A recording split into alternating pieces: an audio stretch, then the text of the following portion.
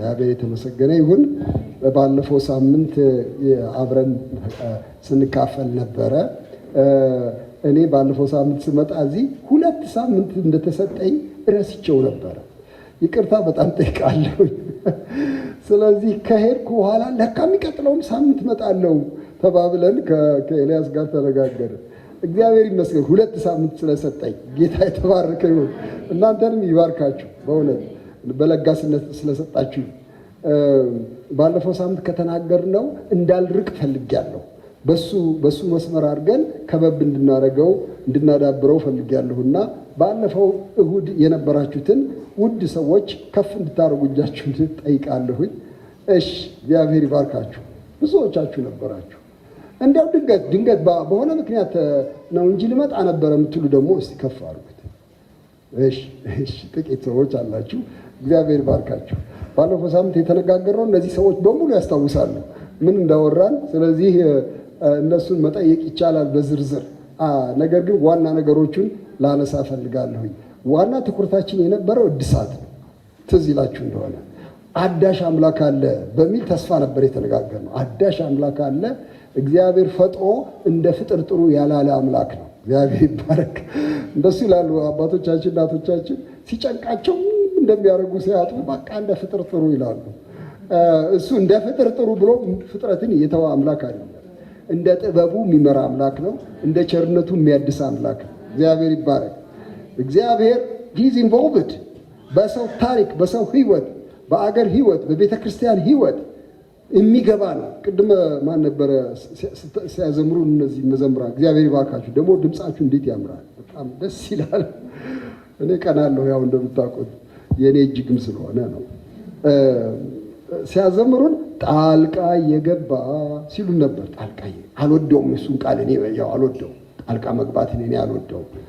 አንድ ነገር እየሄደ እያለ ዝም ብሎ ዥው ብሎ የሚገባ ነገር ደስ አይለኝም። እኔ እንዲሁ ቃል ጠፍቶ ነው። ይሄ ወንድማችን ቃል ተቸግሮ መሆን አለበት ጣልቃ እየገባ ያለው። ቀድሞ እየገባ ታድጎ እየገባ ማለቱ ነው፣ ሌላ ማለት አይደለም። ጣልቃ መግባቱ እኛን ለማበሳጨት አይደለም፣ ለመታደግ ነው። እግዚአብሔር ይባረክ። እና ጣልቃ ገብነቱ ኢንተርቪን ማድረጉ ኢንተርቬንሽኑ የእግዚአብሔር ባህሪ ነው።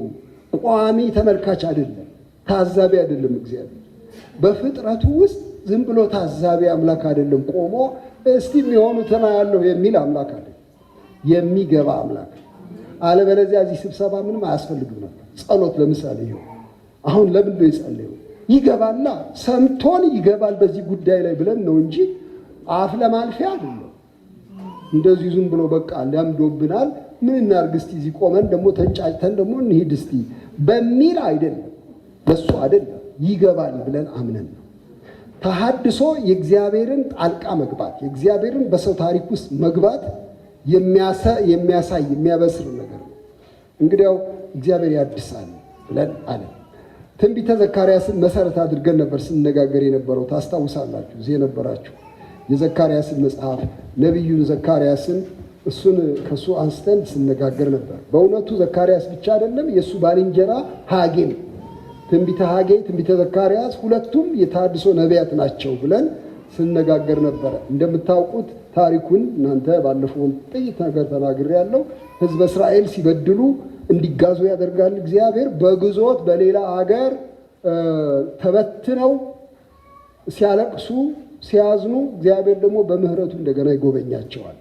አሁን ከተበተኑበት እንግዲህ 10ሩ ነገድ በባቢሎን ምርኮ ተወስዶ በአሦራውያን ተወስዶ ከሄደ በኋላ እንደገና ደግሞ በኢየሩሳሌም የነበሩትም ተግዘው እንደዚሁ ወደ ባቢሎን ከሄዱ በኋላ እግዚአብሔር እንደገና አሰባቸው። 70 ዓመት ሲፈጸም ጎበኛቸዋለሁ ያለውን ተስፋ ፈጸመላቸው። በ3 ዙር ተመልሰው ወደ ሀገራቸው ይገባሉ። በ3 ዙር እና የአንደኛው ዙር መሪ የነበረው እንደምታውቁት እዝራ ነው። እዝራ መሪ ነበረ። ነህምያም እንደዚሁ መሪ ነበረ። የመጨረሻው ዙር መሪ ነበረ። ቀደም ባሉ ዘመናትም ደግሞ ሌሎች ነበሩ። አሁን እዚህ በተለይ የተጠቀሱት ካህኑ ማነው? እሱ ካህኑ ኢያሱ የሴዴቅያስ ልጅ የተባለው እና ዘሩባቤል ደግሞ መሪው አለቃው፣ የህዝብ አለቃው እነዚህ ሁለቱ ደግሞ ሕዝብ ይዘው መጥተዋል። የተሐድሶ አንዱ ዘርፍ ሆነው ከተማረኩበት ሀገር ወደ አገራቸው ተመልሰዋል። መቅደስ ለመስራት ነው። የእግዚአብሔርን መቅደስ የእግዚአብሔርን መሠዊያ ለማበጀት ነው። በኋላ ነህምያ ደግሞ ቅጥር ለመስራት እንደገና ይመጣል። ቅጥርና በሮቹን ለማቆም እንደገና ይመጣል። ስለዚህ ሲወጡም ሲበተኑም ሲጋዙም እንደዚሁ በረድፍ እንደነበረ ሁሉ ሲመለሱም በተራ በተራ ነበረ። እግዚአብሔር በተራ በተራ ይሰራል። እግዚአብሔር የተባረከ ይሁን። በጣም ያስደስተኛል ይሄ። ለምን በአንድ ቀን አሰራም ብለን አንዳንዴ እንጣላለን ከእግዚአብሔር ጋር። በተራ በተራ ይሰራል። የተወሰነ ነገር ያድሳል፣ ቀጥሎ ደግሞ ያድሳል፣ ቀጥሎ ደግሞ ያድሳል። እግዚአብሔር ይባረክ። ጥፋታችን እንደዚሁ በተራ በተራ እያደረገ ጉዳት እንደሚያመጣ ሁሉ እድሳትን በተራ በተራ ይሆናል። ለልዩ ልዩ እድሳት ልዩ ልዩ መሪዎችንም ይጠቀማል እግዚአብሔር። ስለዚህ በዚህ ዘመን ዘካርያስና ሐጌ በዘሩባቤልና በካህኑ በኢያሱ ዘመን የእድሳት ነቢያት ሆነው ያበረታቷቸው ነበር። መቅደሱን እንዲሰሩ ያበረታቷቸው ነበር። መቅደስ መስራት ጀምረው ተጓጉሎ ነበረ። አቁሙ፣ አትስሩ ብለው ጠላቶቻቸው አስቁሟቸው ነበር። ግን እግዚአብሔር እንደገና ቀስቅሶ ደግሞ አስነሳቸው። እንደገና ደብዳቤ ተጽፎ ደግሞ መስራት ጀመሩ። ባለፈው ሳምንት ሁለት ዋና ነገሮች ተነጋገርን። ታስታውሳላችሁ። እናንተ እንዲሁ አስታውሱ ብላችሁ የምታስታውሱ ይመስለኛል። ሁለት ዋና ርዕስ ደጋግመን አነሳን። እግዚአብሔር በምንድን ነው የሚያድሰው አልንና መጀመሪያ በምህረቱ ብዛት በሉ እስቲ። ብዙ በሆነው ምህረቱ ያድሳል። ምክንያቱም ብልሽቱ የመጣው በኃጢአት ምክንያት ስለሆነ ያለ ምህረት እድሳት ሊኖር አይችልም። ሰው ስለበደለ እኮ ነው የተጋዘው የተበላሸው። እንግዲያው እግዚአብሔር ሲምር ነው እድሳት የሚሆነው በምህረቱ ብዛት። በኤፌሶን ምዕራፍ 4 ላይ እግዚአብሔር በምህረቱ እጅግ ባለጠጋ ስለሆነ ይላል። ስለዚህ ምክንያት ከሞትንበት ወደ ሕይወት አመጣን ብሎ ይላል። እግዚአብሔር የምህረት ስስት የለበትም። ስሙ ይቀደስ። ያልቅበት ይሆን ብላችሁ አትፉ። አያልቅበትም። ይኸው 50 ምናምን ዓመት እኔ አየሁ። ያለቀብኝ በቃ አጨቅጭቅ ስንት ጊዜ ማርኩ ሲል ሰምቼው አላውቅም። ምህረት ያልቅበታል ብላችሁ አትፉ። በጣም ብዙ ምህረት፣ በምህረት ባለጠጋ የሆነ አምላክ ይሄንን እድፋሙን ኢያሱን ያውም ካህን ሆኖ በእግዚአብሔር ፊት መቆም የሚያሳፍር እድፋም ልብስ ለብሶ ቆሞ እያለ ሰይጣን ሲከሰው እግዚአብሔር መጣና እግዚአብሔር ይገስጽ፣ አትክሰሰው፣ ይሄን ሰውዬ እኔ ቆምለታለሁ፣ ጥብቅና ቆምለታለሁ፣ እድፋሙን ልብስ አውልቁለት፣ በአናቱ ላይ ንጹሕ ጥምጥም አድርጉ ብሎ እግዚአብሔር ማረው። እግዚአብሔር ይመስገን። የእድሳት ሀሁ ምህረቱ ነው፣ የምህረቱ ብዛት። ሁለተኛ ምን አለን? የመንፈሱ ብርታት በሉ እስቲ። የመንፈሱ ብርታት። እግዚአብሔር በምህረቱ እንደሚያድነን ሁሉ በመንፈሱ ደግሞ ምን ያደርገናል? ያበረታናል። እግዚአብሔር ይባላል። እነዚህ ሰዎች ምህረት አገኙ። ቢያንስ በእግዚአብሔር ፊት መቆም ቻሉ። አይገለኝም አምላክ ማለት ነው። በቃ አሁን አያጠፋኝም፣ መዓት አይወርድብኝም። አሁን ልብሴ ጸዳ፣ አሁን ጥምጥም አረኩኝ፣ በክህነት ተሾምኩኝ፣ አሁን በአምላክ ፊት መቆም እችላለሁኝ፣ አልሞትም እንዳሉ ስራ ደግሞ አለ። መቅደስ ይሰራል። ለመቅደስ ስራ ተፍ ሲሉ አይሆንም። በተፍታ አይደለም፣ በጉልበት አይደለም፣ በኃይልና በብርታት አይደለም። በምን እንጂ እስቲ በሉት፣ በመንፈስ እንጂ በሉ። የማ መንፈስ? የእግዚአብሔር መንፈስ። እንግዲያው በመንፈሱ ብርታት፣ በሰው ጥበብ፣ በሰው ክህሎት፣ በሰው ጫጫታ፣ በሰው መራወጥ ሳይሆን በመንፈስ ቅዱስ ብርታት ደግሞ ስራው ይሰራል። እንግዲያው ተሐድሶ አሁን ሁለት ነገር ላይ ያነሳ ነው። በእግዚአብሔር ምሕረት ብዛት፣ በእግዚአብሔር መንፈስ ብርታት የሚሆን ነገር ነው እና እዚህ ቤተክርስቲያን ቴምፕል ኦፍ ጋድ የምንማጠነው ለሁለቱ ነው። ሁለቱን እንዳናጣ እግዚአብሔር እባክህ ማረን። ያልማርከን እንደሆነ መነጋገርም ማውራትም መተያየትም አንችልም። በተለይ ካህናቱን ማር፣ አገልጋዮቹን በተለይ ማር። እድፋቸውን ከላያቸው ላይ አንሳ፣ ጥምጥማቸውን መልስላቸው ብለን ወደ እግዚአብሔር ለምህረት ምንጮህ ሰዎች ነን። ግን ደግሞ የቀረውን እንደምንም እንሰራዋለን ምን ሰዎችም አይደለም። እያንዳንዱ ቀን ተደጋፊ ፍጥሮች ነን። እግዚአብሔር እንደዚህ አድርጎ ሰርቶናል። እግዚአብሔር የሚሰበር ሸንበቆ ስላልሆነ ስሙ ይባረክ። ተደግፈን ነው የምንኖረው። በእግዚአብሔር መንፈስ ብርታት ይከናወናል። እግዚአብሔር ይመስገን። ዛሬ ሶስተኛ ነገር ላነሳ ነው። ዛሬ ሶስተኛው ነገር ከዚያም የማነሳው ነው። ከትንቢተ ዘካርያስ በተለይ የማነሳው ነው። ምዕራፍ 6 እና ምዕራፍ 7 ላይ ላነሳቸው የፈለኳቸው ነገሮች አሉ። በእውነቱ መንገድ የሚል ነው። ዛሬ ደግሞ በእውነቱ መንገድ። በፊት ምን ብለን ነበረ? በምህረቱ ብዛት፣ በመንፈሱ ብርታት፣ በእውነቱ መንገድ። ግጥም በጣም የምትወዱ ካላችሁ በእውነቱ ፍኖት ማለትም ይቻላል። ግዕዝ ነው ብዬ ነው ያዝ ያረኩት። ፍኖት መንገድ፣ ጎዳና ማለት ነው። ስለዚህ በእውነቱ ፍኖት፣ በእውነቱ መንገድ ደግሞ እድሳት ይከናወናል። እግዚአብሔር የተባረከ። በእውነቱ መንገድ ይከናወናል። ለካ እግዚአብሔር የምህረት አምላክ፣ የመንፈስ ብርታት ሰጪ አምላክ እንደመሆን ሁሉ መስመር ለካ ያለው አምላክ ነው። መስመር አለው እግዚአብሔር። እንዲሁ ዝም ብሎ በቃ ባሻሂድ የሚል አምላክ አይደለም። አንዳንድ ሰዎች እንደሱ ያስባሉ። ብቻ ልግባ እንጂ በቃ እሱ ጋር ልግባ እንጂ የቀረው ምንም አይደለም፣ በሆነ መንገድ አሳብሬ እደርሳለሁ። ምንም ማሳበሪያ የለም። መንገድ አለ፣ የተቀደደ መንገድ አለ። እግዚአብሔር የመንገድ ባለቤት ነው። በእውነት መንገድ እንድንሄድ የሚሻ አምላክ ነው። ይሄ በጣም ዋና ነገር ነው። እግዚአብሔር ሕዝቡን አድሳለሁ ሲል አጭበርብሬ አድሳለሁ አይደለም።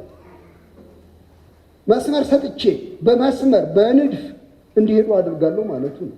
ንድፍ በሌለበት ዲዛይኑ፣ መስመሩ፣ አቅጣጫው፣ ትልሙ በሌለበት ጎዳና የለም፣ እድሳትም የለም።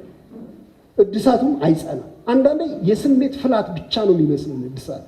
በቃ እግዚአብሔር ሊያድሰን ነው ብለን ስሜታችን ነው የሚንቀጠቀጥ አይደለም ወንድሞቼ። ስሜታችን ወደ መስመር እንድንገባ ነው የሚረዳል። ባለ መስመር አምላክ ነው እግዚአብሔር የተባረከ። እንግዲያው ማደስ ማለት መስመር ማድመቅ ማለት ነው። እግዚአብሔር ይባረክ። እኔ በጣም ብዙ ጊዜ ደጋግሜ ስናገር እንዳላሰለች እየፈራው ነው እንጂ ኳስ ጨዋታ ወዳጅ ነኝ። ሰምታችሁ ይሆናል ከዚህ በፊት ይመስለኛል።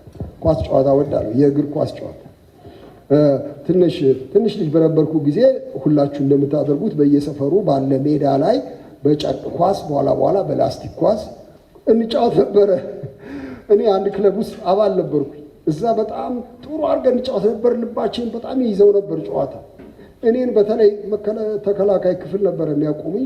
እንደዚህ ትንሽ ደንደን ያልኩ ሰው ስለነበርኩ ያን ጊዜ 5 ቁጥር አድርገው ያቆሙኛል። ጎሉ እንዳይነካ ነው ዋና ስራዬ። እጅግም አንዳንድ ቀን አይሳካልኝም። በጣም ጮሌ ተጫዋች ካጋጠመኝ ሾልኮ ይሄድና ያገባል። ግን ቢሆንም በዚያ ቦታ ላይ ዋና ትግሌ ነበረው እና ሰፈሩ ስንጫወት የምናደርገው ዋና ነገር የታወቀ ነው። መስመር እናሰምራለን፣ ሜዳው ላይ እናሰምራለን። ለኳስ መጫወታው እንዲመች መስመር እናሰምራለን። በምን እናሰምራለን ታውቃላችሁ? አንዳንዶቻችሁ በእውነት አሁን እንዲሁ ላስታውሳችሁ ብዬ ነው። አመድ ከማድ ቤት ከእናቶቻችን ማድ ቤት ነጭ አመድ እንፈልግና በገል ይዘን እንመጣለን፣ ወይ በቆርቆሮ ይዘን እንመጣና መስመር እናሰምራለን። የጎሉ መስመር፣ የፍጹም ቅጣት ቦታው እዛ መስመር ይሰመርለታል። ከዚህ ውጪ ጨዋታ የለም። ከዚያ በዚያ መስመር ውስጥ እንጫወታለን። ግን ምን ይሆናል? ጨዋታ እየበረከተ ሲበዛ ብዙ ጊዜ እየተጫወትን ስንሄድ ይደበዝዛል ሲረገጥ ያ አመድ እና መስመሩ ይጠፋል። መስመሩ ጠፋ ማለት ለሌባ ተመችናል። አንዳንድ ጊዜ ኳሷን እየነዳሁ መጣና እየወጣችብኝም አልወጣም ብላለሁ። አልወጣም ወጥቷል ይላል፣ ይከራከራል ተቃራሪ። አልወጣም እስኪ የት አለ መስመሩ የት አለ? አመዱ ጠፍቷል። እና ምን ይደረጋል? በየቅዳሜው እሑድ ስለምንጋጠም በየቅዳሜው መስመር ይደምቃል። አዲስ አመድ ይደረጋል። ዛሬ መስመር ማድመቂያ ነው የምናገረው። እግዚአብሔር ባለ መስመር ስለሆነ እንደዚሁ በክፍት ሜዳ አያጫውተንም። በክፍት ሜዳ እንደፈለግ አንተም እንደፈለግሽው በእውነት የፈለግከውን አድርግ አይልም። ባለ መስመር አምላክ ነው። እንግዲህ ዛሬ መጽሐፈ ኢያሱን በዚህ አቅጣጫ እንድናየው ፈልጋለሁ። የተወሰነ ክፍል እግዚአብሔር በረዳን መጠን እስቲ ጸሎት እናድርግና እንቀጥላለን። ሃሌሉያ። ቸርነትህ እጅግ ብዙ ነው ጌታ ሆይ፣ አንተ የእውነት አምላክ፣ የመስመር አምላክ፣ አቤቱ ቅዱስ አምላክ፣ የፍትህ አምላክ፣ የጽድቅ አምላክ በፊትህ እግዚአብሔር ሆይ በመንቀጥቀጥ ያለምንም ድፍረት በፊትህ ያለምንም ፉከራ አለን። ይልቅ በትህትና አለን ጌታ ሆይ፣ እየወደድንህ ያንተ መመሪያ እየፈለግን አለን። እግዚአብሔር ሆይ እንድታድሰን እንሻለን። የእድሳትህን መስመር አሳየን። ቅዱስ አባት ስምህ ከፍ ከፍ ይበል፣ በጌታ በኢየሱስ ክርስቶስ ስም አሜን። ምዕራፍ 7 እና ምዕራፍ 8 እየተዛለልኩ አነባለሁ። ትንቢተ ዘካርያስ። በንጉሡም በዳርዮስ በ4ኛው ዓመት ካሴሉ በሚባል በ9ኛው ወር በ4ኛው ቀን የእግዚአብሔር ቃል ወደ ዘካርያስ መጣ። ቃሉ መጣለት። ከዚህ በፊት ታስታውሱ እንደሆነ ባለፈው ሳምንት ስነጋገር ልዩ ልዩ ራእዮች ይመጡለት ነበረ። 8 የሚያህሉ ራእዮች በዚህ መጽሐፍ ውስጥ አሉ ብለን 2ቱን ነበረ ያየ ነው። አሁን ደግሞ ቃሉ መጣለት። ምን የሚለው ቃል? የቤቴልም ሰዎች ሳራሳርንና ራጌሜሌክን ሰዎቻቸውንም በእግዚአብሔር ፊት ይለምኑ ዘንድ ለሰራዊት ጌታ ለእግዚአብሔር ቤት ካህናት ለነቢያትም ባለፉት ዓመታት እንዳደረግሁት በ5ኛው ወር መለየትና ማልቀስ ይገባኛልን ብለው ይናገሩ ዘንድ ልኳቸው ነበር። አይገርምም ይህ ነገር? ይሄውላችሁ ለካ ሲያለቅሱ ኖረዋል። ለካ ሲጾሙ ኖረዋል። ሲጸልዩ ኖረዋል። እንቀጥል ልማዱን ነው ጥያቄው። ልማዱን እንቀጥል፣ መለመኑን፣ ማልቀሱን፣ መጸለዩን። ምክንያቱም ወራቱ ደረሰ ወሩ። በየ5 ወር እንደዚህ እናደርግ ነበረ። ዓመቱ በገባ እንደዚህ እናርገው ወይ? ልማዳችን ይቀጥል ወይ? ጥያቄ ነው። የቤቴል ሰዎች 2 ሰዎች ልከው ነው እዛ ላይ ስማቸው የተጠራ ሳራሳር ራጌሜሌክ የሚባሉ ይለምኑ ዘንድ ለሰራዊት ጌታ ለእግዚአብሔር ቤት ካህናት ለነቢያትም ባለፉት ዓመታት እንዳደረግኩት በ5ኛው ወር መለየትና ማልቀስ ይገባኛልን ብለው ይናገሩ ዘንድ ልኳቸው ነበር። የሰራዊትም ጌታ የእግዚአብሔር ቃል ወደ እኔ እንዲህ ሲል መጣ። ለምድሩ ሕዝብ ሁሉ ለካህናትም እንዲህ ብለህ ተናገራቸው። በዚህ በ7ው ዓመት በ5ኛውና በ7ኛው ወር በጾማችሁና ባለቀሳችሁ ጊዜ በእውኑ ለእኔ ጾም ጾማችሁልኝ? በምትበሉበትና በምትጠጡበትስ ጊዜ ለራሳችሁ የምትበሉና የምትጠጡ አይደላችሁምን? ኢየሩሳሌምና በዙሪያው ያሉ ከተሞች ገና ሰዎች ባሉባቸው ጊዜ በምቾትም ተቀምጠው ሳሉ ደቡቡና ቆላው ሰዎች ባሉባቸው ጊዜ እግዚአብሔር በቀደሙት ነቢያት እጅ የተናገረውን ቃል መስማት አይገባችሁምን? በጣም ያስገርም ንግግር ነው። እናንተ ልማዳችን እንዳይቋረጥ እንቀጥል፣ ይህን ሩቲኑን እንቀጥለው ወይ እያላችሁ ነው የምትጠይቁት።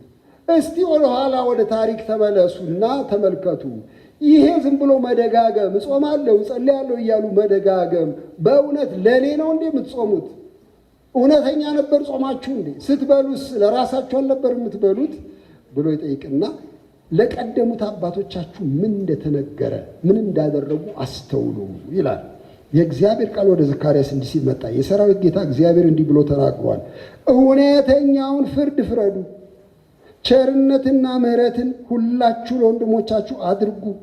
መበለቲቱንና ድሀ አደጉን መጻተኛውንና ችግረኛውን አትበድሉ። ከእናንተም ማንም በወንድሙ ላይ ክፉን ነገር በልቡ አያስብ። እነሱ ግን ደንደሳቸውን አዞሩ እንጂ መስማትን እምቢ አሉ፣ እንዳይሰሙም ጆሮአቸውን አደነቆሩ። የሰራዊትም ጌታ እግዚአብሔር በቀደሙት ነቢያት እጅ በመንፈሱ የላከውን ሕጉንና ቃሉን እንዳይሰሙ ልባቸውን እንደ አልማዝ አጠነከሩ። ስለዚህ ከሰራዊት ጌታ ከእግዚአብሔር ዘንድ ታላቅ ቁጣ መጣ። እኔ በጠራሁ ጊዜ እነርሱ እንዳልሰሙኝ እንዲሁ እነርሱ በሚጠሩበት ጊዜ እኔ አልሰማም ይላል የሰራዊት ጌታ እግዚአብሔር። ወደማያውቋቸው አሕዛብ ሁሉ በአውሎ ነፋስ በተንኳቸው። እንዲሁ ከእነርሱ በኋላ ምድሪቱ ባድማ ሆናለች፣ የሚተላለፍባትና የሚመላለስባትም አልነበረም ያማረችውን ምድር ባድማ አደረጓት። ምን አይነት ንግግር! this is your history እኮ ይሄው ታሪካችሁ። ስንት ጊዜ በነቢያቱ አፍ ስናገር ቆይቼ ፍርድ አድርጉ፣ ምሕረት ቸርነት አድርጉ፣ አትበድሉ፣ ግፍ አትስሩ እያልኩ ስናገር ቆይቼ እነሱ ደንደሳቸውን አጠነከሩ፣ አዞሩ፣ ለኔ አዞሩ ጀርባቸውን፣ አልሰሙም፣ ቀጠሉ በስራቸው። ከዚህ የተነሳ በአውሎ ነፋስ ነው የበተንኳቸው። ቶሎ እንዳይገኙ ብትንትናቸውን አወጣሁት። ምድሪቱ ባድማ ሆነች በእነሱ ምክንያት ብሎ ስለሚናገር እንግዲያው ታሪካችሁ ይሄ ነው። በዚህ ምክንያት ነው የሁሉ የደረሰው እና እኔ አልለወጥም፣ አሁንም አልለወጥም፣ አሁንም ባህሪ አይለወጥም። እነዚህኑ ነገሮች እጠብቅባችኋለሁ ነው የሚለው እግዚአብሔር። መስመር አለኝ። አባቶቻችሁ መስመር ስለሳቱ ነው የተበተኑት። አሁን ግን ወደዚህ መስመር ግቡ፣ ወደዚህ መስመር ግቡ ነው የሚለው። የጌታ ስም የተባረከ ይሁን። አሁን ለምሳሌ የሚቀጥለው ምዕራፍ 8ን መጀመሪያውን ብቻ ላንብብላችሁ። በጣም ደስ የሚል ነገር እንዲህ ይላል። የሰራዊት ጌታ የእግዚአብሔር ቃል ወደ እኔ እንዲህ ሲል መጣ ይላል። እንደገና ዘካርያስ የሰራዊት ጌታ እግዚአብሔር እንዲህ ይላል፣ ስለ ጽዮን ታላቅ ቅንዓት ቀንቻለሁ፣ በታላቅም ቁጣ ስለ እርሷ ቀንቻለሁ። እግዚአብሔር እንዲህ ይላል፣ ወደ ጽዮን ተመልሻለሁ፣ በኢየሩሳሌም መካከል እኖራለሁ። ኢየሩሳሌም የእውነት ከተማ ትባላለች። የሰራዊትም ጌታ እግዚአብሔር ተራራ የተቀደሰ ተራራ ይባላል። የሰራዊት ጌታ እግዚአብሔር እንዲህ ይላል፣ ዳግመኛ ሽማግሌዎችና ባልቴቶች በኢየሩሳሌም አደባባይ ይቀመጣሉ። ሰውም ሁሉ ከዕድሜው ብዛት የተነሳ ምርኩዝ በእጁ ይዛል። የከተማይቱ አደባባዮች በእነዚያ በሚጫወቱ ወንዶችና ሴቶች ልጆች ይሞላሉ። እንዴት አይነት ነገር ነው! በበደል የሸሸ ሕዝብ፣ ከኔ ጋር የተጣላ ሕዝብ አቅመቢስ እንደሆነ ገብቶኛል። ዝም ብዬ እያየሁ አልቀመጥም። ፍዳቸውን ይብሉት ብዬ አልቀመጥም። ቀናው ይላል፣ ቀናው ለጽዮን ቀንቻለሁ ይላል እግዚአብሔር። እግዚአብሔር ይባረክ። ተሐድሶ የሚጀምረው ከቅዱሱ ቅንዓት ነው። እግዚአብሔር ለሕዝቡ ስለሚቀናል። በእውነት እውነተኛው ተሐድሶ ይሄ እኮ ነው። በቀደም ዕለት አላነሳሁም? አዳም አዳም ወዴት ነህ የሚለው የምን ጥያቄ ነው? የተሐድሶ ጥያቄ። እግዚአብሔር አዳም ያልኩትን እምቢ አለ፣ አመፀ፣ ሸሽቶ ጫካ ገባ። በቃ ያገኛታል ብሎ በር ቆልፎ ቁጭ አላለ። ወዴት ነህ? የቅንዓት ምልክት ነው። እንድትጠፋ አልፈልግም። እዚህም ቀናሁ፣ ለጽዮን ቀናሁ። እኔ ምንም እንኳ ቢበድሉ እሰራታለሁ፣ መልሼ እሰራታለሁ፣ አድሳታለሁ ብሎ እግዚአብሔር ተስፋ ይገባል። ግን የሚገርም ነው። ተራራዬ የተቀደሰ ተራራ ይባላል፣ ቤቴ የእውነት ቤት ይባላል ስለሚል መስመር ያሳያል። እንደዚሁ አድሳለሁ፣ በቃ አምራችኋለሁ ዝም ብሎ አይደለም። መስመር እንደገና ብቻ። በጣም ነው የሚገርመው ይሄ። እሺ ልቀጥል። በዚሁ ምዕራፍ ላይ ትንሽ ነገር ልቀጥል። ቁጥር 14 ጀምሮ የሰራዊት ጌታ እግዚአብሔር እንዲህ ይላልና አባቶቻችሁ እጅግ ባስቆጡኝ ጊዜ ክፉ ለማድረግ እንዳሰብኩ እንዳልተጸጸትኩም ይላል የሰራዊት ጌታ እግዚአብሔር፣ እንዲሁ ዳግመኛ ለኢየሩሳሌምና ለይሁዳ ቤት በዚህ ወራት በጎነትን አደርግ ዘንድ አስቤያለሁ። አትፍሩ። የምትሰሩት ነገር ይህ ነው። የሁላችሁ አሁን የመስመር ጥያቄ ሊመጣ ነው። የምትሰሩት ነገር ይህ ነው። እያንዳንዳችሁ ከባልንጀራችሁ ጋር እውነትን ተነጋገሩ፣ በበር አደባባዮቹ የእውነትንና የሰላምን ፍርድ ፍረዱ።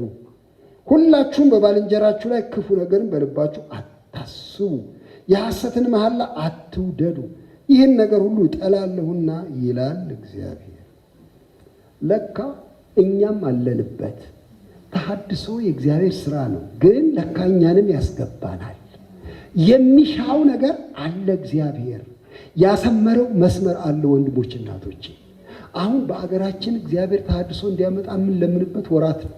ታውቃላችሁ፣ በጣም ይኸው እያቃሰትን የሰላም ተሐድሶ እንዲያመጣ፣ እውነተኛ ፍርድ እንዲያመጣ፣ እዚህ ሀገር ሞላጮች እንዲቀጡ፣ እውነተኞች ከፍ እንዲሉ የምንለምንበት ወራት ነው። አሁን ተሐድሶ እንዲመጣ እግዚአብሔር በኢኮኖሚ የደቀቀውን ሕዝብ የሚበላው ያጣውን ሕዝብ እንዲያነሳ ከመሬት ምን ለምንበት ወራት ነው። አሁን ይህ ሀገር ዳር ድንበሯ እንዲጠበቅ ምን ለምንበት ወራት ነው። ቤተ ክርስቲያን እንድታደስ ምን ለምንበት ወራት ነው። ይሄ ወራት በጣም ብዙ ብልሽት ስላለ በቤተ ክርስቲያን ወይኔ ጥዬ ልጥፋ ይሄን ቤት የሚባለውን ቤተ ክርስቲያን የሚባለውን ቤቴ ቁጭ ብል አይሻለኝም? ከቶውኑ እንደው ቃለ እግዚአብሔር ለመስማት የፈለግኩ እንደው ቴሌቪዥንን ዝም ብዬ ብደነቁል አይሻልም? ለምንድን ነው የምመጣው የተበላሸ ቤት ውስጥ የሚያሰኝ ጊዜ ነው። እንድትታደስ እንፈልጋለን ቤተ ክርስቲያን። በዚህ የተሃድሶ ልመናችን ውስጥ የእግዚአብሔር ኢንተርቬንሽን የእግዚአብሔር መግባት በጣም ያስፈልጋል። ግን ለእኛ ደግሞ ስራ ሰጥቷል። ምንድን ነው የሚሻው? እኛ ምን እንሁንለት? እሱን ነው ዛሬ በተለይ የምናገረው። ሁለት ቦታ ያነሳቸውን እንደገና ደግሜ አነባለሁኝ። መስመር ሰጥቷል። መስመሩን ውስጥ የተጠቀሱትን አንድ አራት ዋና ዋና ነገሮች እንድንለቅም እፈልጋለሁ። ምዕራፍ 7 ላይ ቅድም ያነበብኩት ነው። ቁጥር 8፣ 9፣ 10 ላይ ያለው። አሁን ደግሞ ምዕራፍ 8 ላይ ደግሞ ቁጥር 16 ላይ ያለው ሁለቱን አጣምሬ ያነባለሁና የእግዚአብሔር መስመር ምንድን ነው የሚለውን እናያለን። እስቲ እንየው። 7:8 ላይ የእግዚአብሔር ቃል ወደ ዘካርያስ እንዲህ ሲል መጣ። የሰራዊት ጌታ እግዚአብሔር እንዲህ ብሎ ተናግሯል። እውነተኛውን ፍርድ ፍረዱ፣ ቸርነትንና ምሕረትን ሁላችሁ ለወንድሞቻችሁ አድርጉ። መበለቲቱንና ድሀ አደጉን መጻተኛውንና ችጋረኛውን አትበድሉ። ከእናንተ ማንም በወንድሙ ላይ ክፉን ነገር በልቡ አያስብ። 4 ነገር ልጥቀሳቸው እንደገና 4ቱን ነገሮች። አንዱ ስለ እውነት፣ ፍትህ፣ ፍርድ፣ ትክክለኛ ፍርድ፣ እውነተኛነት የሚል ነው። ሁለተኛው ደግሞ ቸርነት፣ በጎነት፣ ምሕረት ማድረግ ለሌሎች የሚል ነው። ሶስተኛው ደግሞ እዛው ላይ እንዳያችሁት ግፍ አለመስራት፣ በመበለቲቱ በድሀ አደጉ ላይ ግፍ አለመስራት፣ ርኅራኄን፣ አትበድሉ ችግረኛውን ነው የሚለው። አራተኛው ነገር ልብ ንጽሕና ነው። ክፉ ነገር እያንዳንዱ ሰው በልቡ ስለ ወንድሙ ክፉ ነገር እንዳያስብ በልቡ ንጹሕ ይሁን የሚል 4 ነገሮች ነው የሚያነሳው። ዝቅ ብሎ እዚያው ምዕራፍ 8 ላይ ደግሞ ከ4 ውስጥ 1-3ቱን ያነሳል። ቁጥር 15 ዳግመኛ ለኢየሩሳሌም እና ለይሁዳ ቤት በዚህ ወራት በጎነትን አደርግ ዘንድ አስቤያለሁ፣ አትፍሩ። የምትሰሩት ነገር ይሄ ነው። ምንድን ነው የምንሰራው? እያንዳንዳችሁ ከባልንጀራችሁ ጋር እውነትን ተነጋገሩ፣ በበር አደባባያችሁ የእውነትንና የሰላምን ፍርድ ፍረዱ። ሁላችሁም በባልንጀራችሁ ላይ ክፉ ነገር በልባችሁ አታስቡ፣ የሐሰትን መሐላ አትውደዱ፣ ይህን ነገር ሁሉ ጠላለሁና ይላል እግዚአብሔር። ግልጽ ነው። ለካ እግዚአብሔር ጠባይ አለው። ለካ እግዚአብሔር ባህሪ አለው። የኛ አምላክ መለዮ አለው። እንዲሁ ዝም ብሎ በቃ አምላክ ብቻ አይደለም። በጣም ብዙ ሰው ፈጣሪ ይለዋል። ፈጣሪ ብቻ አይደለም። ኧረ የራሱ ባህሪ፣ የራሱ መልክ፣ የራሱ ፍላጎት ያለው አምላክ ነው። መስመር ያለው አምላክ ነው። ህዝቡም በዚህ እንዲሄድ የሚፈልግ አምላክ ነው። እነዚህ ነገሮች ደጋግሞ ያነሳቸዋል። እና ወንድሞች እናቶች፣ ዛሬ ተሐድሶን የምንመኝ የምናፍቅ የምንጸልይ ከሆነ እነዚህ ነገሮችን ቸል ማለት አንችልም። አንደኛ እውነተኛ ፍርድ፣ እውነተኛነት፣ ሐሰትን መጥላት፣ በሁሉ ቦታ ላይ በእግዚአብሔር ፊት እንዳለን ቆጥረን ለእውነት መቆም፣ በሕዝብ መካከል፣ በመስሪያ ቤት፣ በሰፈር ውስጥ፣ በቤታችን ውስጥ ለፍትህ እና ለእውነት መቆም የእግዚአብሔር ባልንጀርነት ነው። እሱ እግዚአብሔር በዚህ ጉዳይ ላይ ዓይኑን አያሽም። በጣም ብዙ ጊዜ አንዳንድ ጊዜ እንደዚህ አይነት አታላይነት አለብን። በጣም የምንወዳቸው ሰዎች እናቀርብና ጓደኞቻችን እንደሆኑ ሲመስለን የማይፈልጉትንም እንኳን እንዲያደርጉ አንዳንድ ጊዜ እንሸነግላቸዋለን። እንደው ለኔ ብለህ አውቃለሁ እንደዚህ እንደማታረጋ ግን እንደው ለኔ ብለህ እግዚአብሔርን እንደው ለኔ ብለህ እስቲ አስተያየትን ቀይር እስቲ እንደው አላደል ባህሪን ትንሽ አይቀይርም። የእውነት ዳኛ ነው አምላክ። የእውነት ዳኛ ነው። ከእውነት ጋር ብቻ ይቆማል። በቃ ግትር ነው በዚህ ጉዳይ ላይ ይሄን እግዚአብሔር ይፈልገዋል፣ በጣም ከኛ ይፈልገዋል። ሞላጫነትን፣ ሁለት ፊትን፣ ሁለት አይነት ቋንቋን፣ ደባላቂነትን ይጠላል ከኛ ዘንድ። ታድሶ ምንሻ ከሆነ ከእውነት ጋር ብቻ ነው የምቆመው። ጌታ ሆይ ላታልል አልችልም፣ በአንተ ፊት ማታለል አልችልም፣ አንተ አትታለልም፣ እኔ ለእውነት ቆማለሁ። ይኸው የእውነተኛውን ፍርድ ፍረዱ። አንዱ እሱ። ምን ያህል ለእውነት ጨካኞች ናችሁ ወንድም ንጉሴ። በዚህ ዘመን ለእውነት የቆመ ሰው የለም። እባክህ አምታቶ ነው መኖር እንጂ መኖር ከፈለግ ማምታታት ነው በቃ። ሌላ እንዴት ይኖራል በዚህ ዘመን? ግን እግዚአብሔር ይሄን ነው የሚጠይቀው።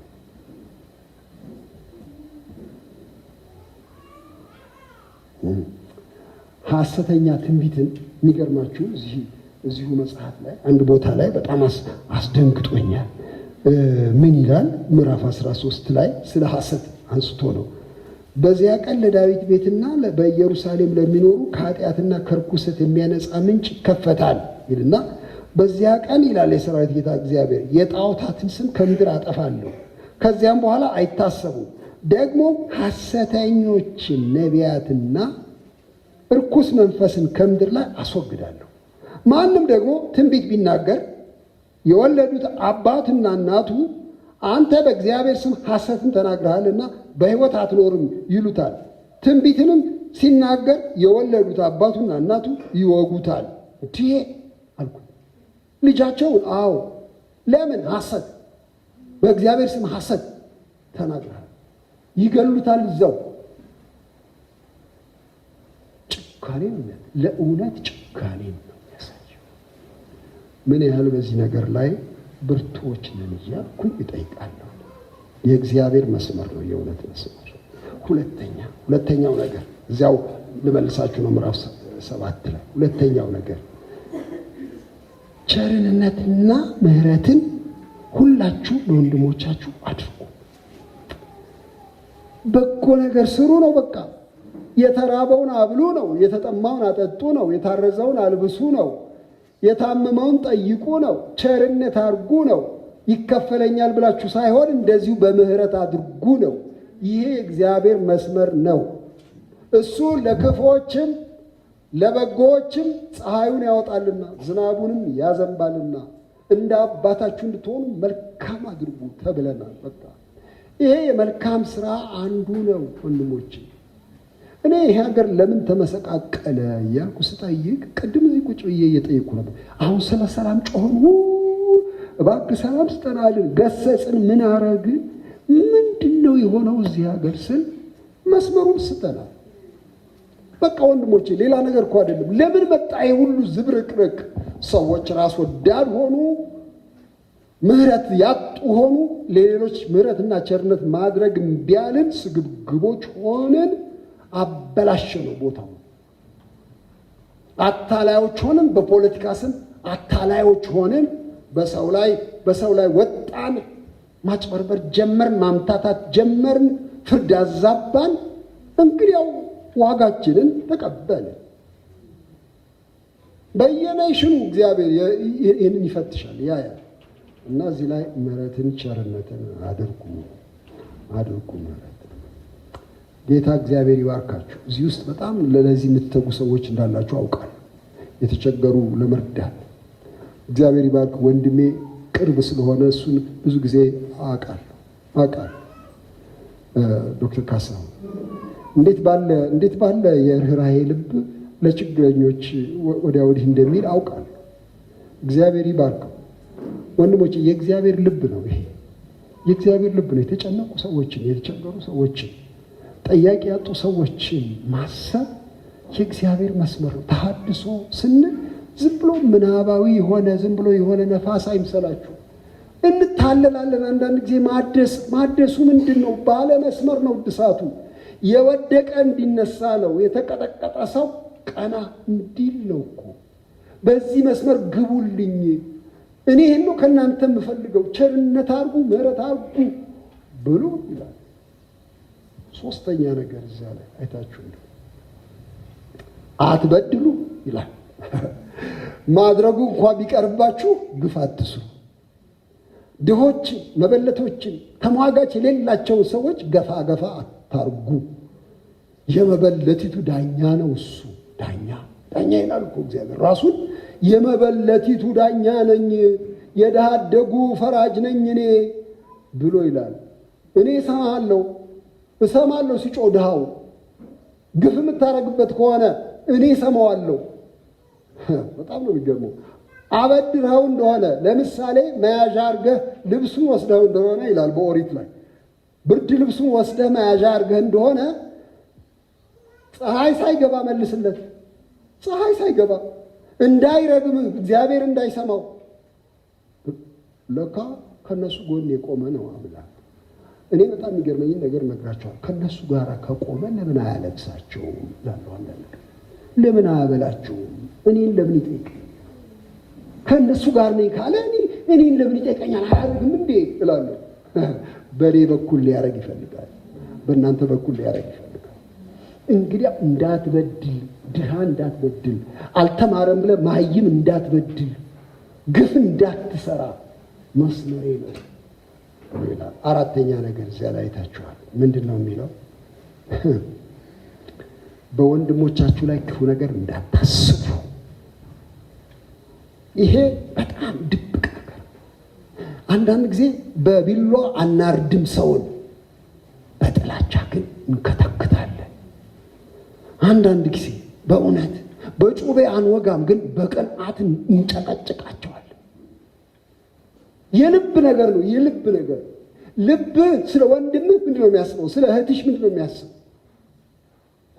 አለች እኛ ጋር በቃ እኛ ቸርች ነው ያለችው፣ ግን ባየዋት ጊዜ የሆነ ነገር ነው የሚነሳብኝ።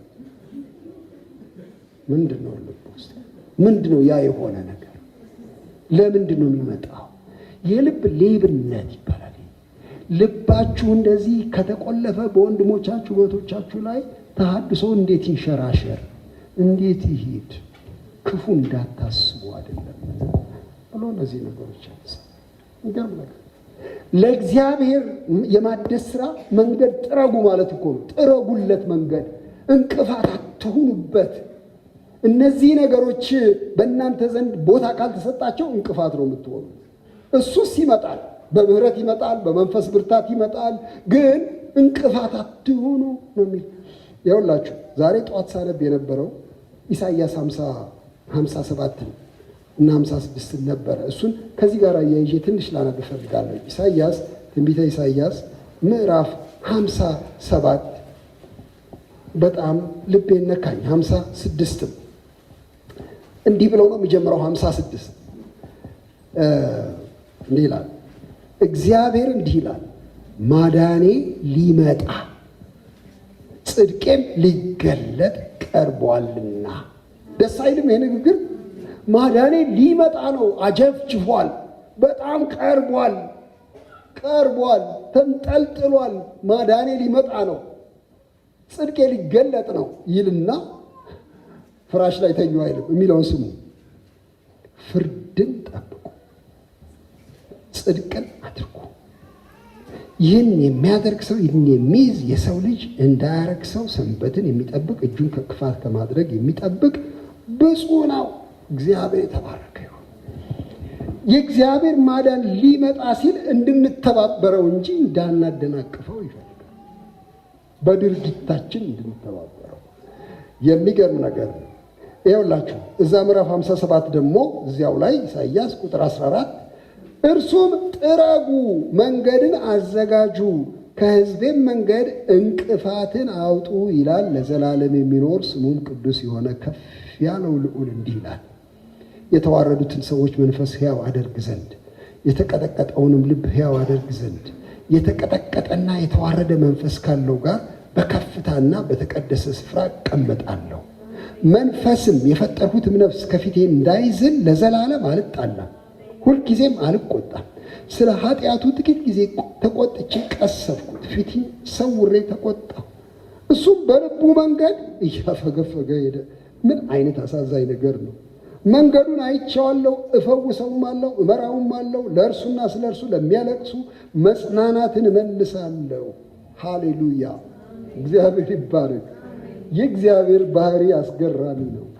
እኔ ይህን ሰውዬ የተቀጠቀጠ መንፈስ ያለው ዲስፔር ማለት ነው። ይሄ ማለት የተቀጠቀጠ መንፈስ ማለት ቀቢጸ ተስፋ ማለት በቃ ተስፋ መቁረጥ አይደለም፣ ተስፋ ማጣት የለም። ተስፋ በቃ ምንም ተስፋ አይ ቶቶ እባክህ የተስፋ ነገር አትናገር የለም ማለት እንደዚህ የተቀጠቀጠ መንፈስ ያለው ሰው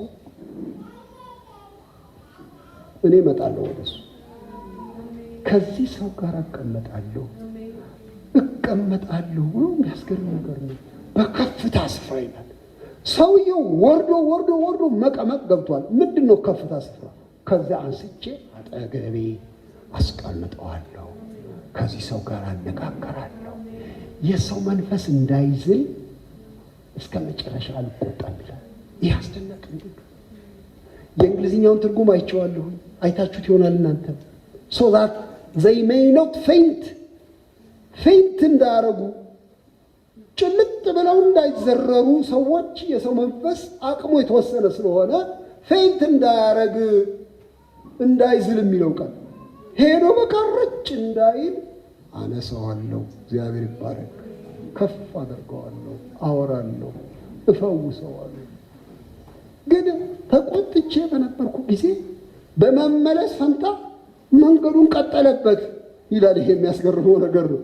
እኔ አድንሃለሁ ብዬ ላተርፈው ስሞክር ሸምጥጦ ሄደ በዚያው መንገድ፣ በለመደው መንገድ። ቢሆንም ግን እኔ እንደገና አድነዋለሁ፣ ራራለታለሁ። እግዚአብሔር ይመስገን። ፈውሰዋለሁ፣ የከንፈሮች ፍሬ ይሰጣለሁ፣ ምስጋና አፈልቃለሁ። እግዚአብሔር ይመስገን። ይሄንን የሚያደርግ አምላክ አለ እና ይሄ አምላክ ግን መስመር አለው። አሁን እንዳልኩት መንገዱን ጥረጉ፣ አዘጋጁ፣ ለፈውስ የሚሆን መንገድ አዘጋጁ። አሁን ይሄን ሀገር እግዚአብሔር እንዲጎበኝ፣ ቤተክርስቲያን እንዲጎበኝ የምንፈልግ ሰዎች እኛ ምን እንስራ? መጥረጊያ ይዘን እንጥረጋ። ጥረጉ እኮ ተብሏል። ጥረጉ፣ ቆሻሻ ጥረጉ፣ አንሱ። ከቤት ጀምራችሁ ጥረጉ። የጽድቅ መንገድ ጥረጉ፣ የፍትህ መንገድ ጥረጉ፣ የቸርነት መንገድ ጥረጉ፣ የእውነተኛ ልብ መንገድ ጥረጉ ብሎ ይለናል። ይሄ የተሐድሶ ምክር ነው። በእውነት ሁላችሁም የምታውቁት አንድ ጥቅስ አለ። እሱን ማንበብ እፈልጋለሁ። በጣም ያስፈልጋል። አሁንም ትንቢት ውስጥ ነው። ዛሬ ትንቢት ቀን ነው። ትንቢተ ሚክያስ ላይ ነው። ትንቢተ ሚክያስ ላይ እንደዚህ ይላል። እነዚህ አምልኮ የለመዱ ሰዎች ናቸው። ታውቃላችሁ፣ ሕዝበ እስራኤል እንደኛ የለመዱ ናቸው። እኛ አሁን ይኸው በየሁዱ ሳናቋርጥ እንመጣ የለም። በየሁዱ 4 ሰዓት ይባላል። በስንት ሰዓት እንደሚጀመር አላውቅም። እዚህ 4 ነው የሚጀመረው።